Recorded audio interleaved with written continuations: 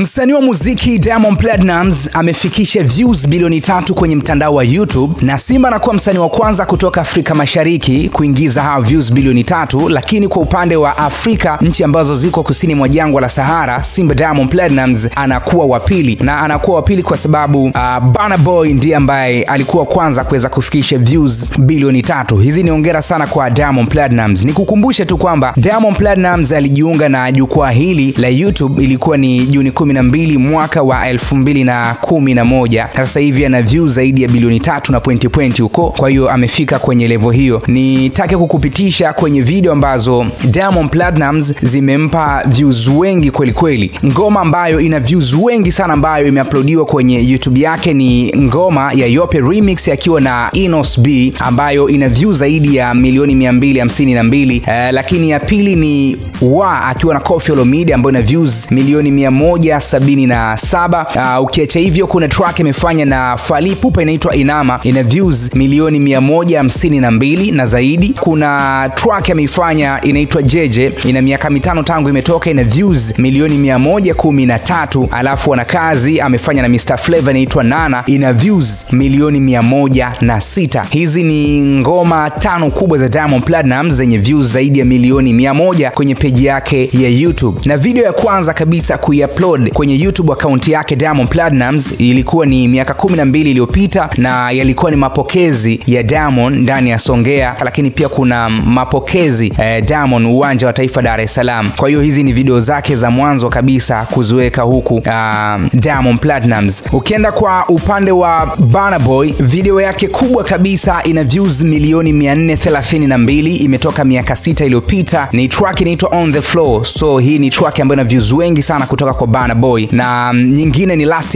ambayo imetoka miaka 3 iliyopita. Hii track ina views milioni 322. Kazi nyingine inaitwa Yeah ambayo ina miaka 6 tangu imetoka, ina views milioni 286. Alafu kuna track inaitwa For My Hand akiwa na Ed Sheeran, ina views milioni 184 na miaka 2 tangu imetoka. Alafu nyingine ni Bona ambayo ina miaka 6 tangu imetoka, ina views milioni 130. So hizi ni video 5 kubwa kutoka kwa Burna Boy zenye views zaidi ya milioni 100, ama ni videos ambazo zina views wengi sana kutoka kwa Burna Boy. Burna Boy alijiunga lini na YouTube? Burna Boy alijiunga na YouTube Januari 13 mwaka wa 2018 na ana views bilioni 3 milioni 355 na pointi za kutosha huko. So Burna Boy kwa nchi za kusini mwa jangwa la Sahara kwa Afrika, yeye ndiye ambaye anaongoza kwa kuwa na views bilioni 3 hao. Sasa Diamond Platnumz amemfuata. Na kwa upande wa Burna Boy, video yake kabisa ya kwanza kuiweka hapa YouTube ilikuwa ni track inaitwa Don't Go Gone ambayo na miaka 10 tangu aliweka. Umeona ilikuwepo ni teaser hiyo, alafu ikafuata video ya ngoma hiyo ambayo ina views